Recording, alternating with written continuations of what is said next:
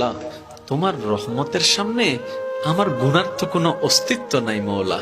আমার গুনাহ না হয় পাহাড় পরিমাণ হবে, বেশি থেকে বেশি আসমান পরিমাণ হবে, না হয় পুরা পৃথিবী পরিমাণ হবে।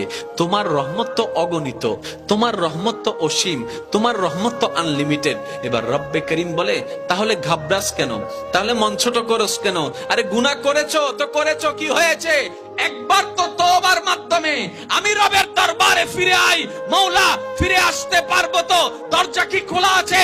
রব্বে করিম বলে, মরণের আগ পর্যন্ত, কিয়ামতের আগ পর্যন্ত, সূর্য পশ্চিম আকাশে ওঠার আগ পর্যন্ত দরজা খোলা আছে, দরজা খোলা আছে, দরজা খোলা আছে। এবার বান্দা বলে, মওলা 24টা ঘন্টার কোন টাইমে আসলে সেই দরজা খোলা পাবো? রব্বে করিম বলে, আরে ব্যাংকের দরজা খোলা থাকে নির্দিষ্ট সময়ে, অফিস আদালতের দরজা খোলা থাকে নির্দিষ্ট সময়ে, এমনকি ঘরের দরজাও খোলা থাকে নির্দিষ্ট সময়ে, এর বাইরে যাই না। কিন্তু তোর রবের